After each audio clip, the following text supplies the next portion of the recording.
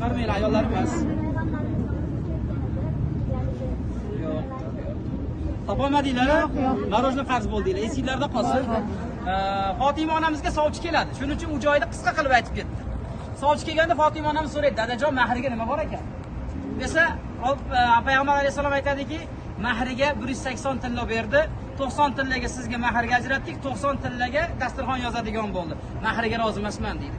Shu payt Jabroil alayhisalom tushadi. "Yo Allohning rasuli, Fatimani mahri uchun Alloh jannatni beryapti" desa, Fatima onamiz nima deydi? "Rozi emasman." Rasululloh aytadi, "Qizim, sizga jannat beryapti Robbim.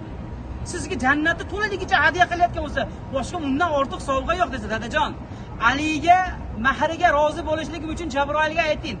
Sizni la ilaha illalloh Muhammadur Rasululloh degan ummatingizni oxirgisi qiyomat kuni jannatga kirmas ekan, mahriga rozi emasman." Ya'ni siz bilan bizni jannatga kirishligimizni mahrga so'rab olgan. Siz bilan bizni jannatga kirishligimiz. Shuning uchun Rasululloh aytadiki, "Qizim, bu so'ragan tilagingiz bilan siz jannat ayollariga sayyida bo'ldingiz. Jannat ayollarining sayyidasi bo'ldingiz" deydi.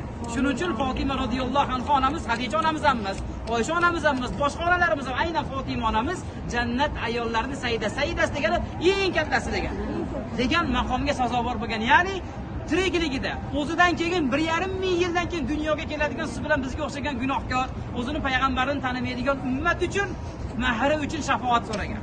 Hozir o'zimizning qizlarimiz masalan ana shu vakolat bo'lganda nima so'rar? Faqat dunyo so'rar.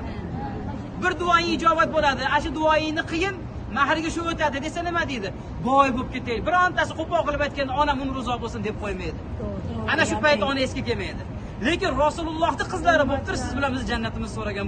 Bu zotlarda qanday siz bilan bizga muhabbatli ekanligi hujjat bo'ladi. Endi ularning muhabbatiga biz ularni yaxshiroq tanib, muhabbat bilan javob qaytarishimiz kerak.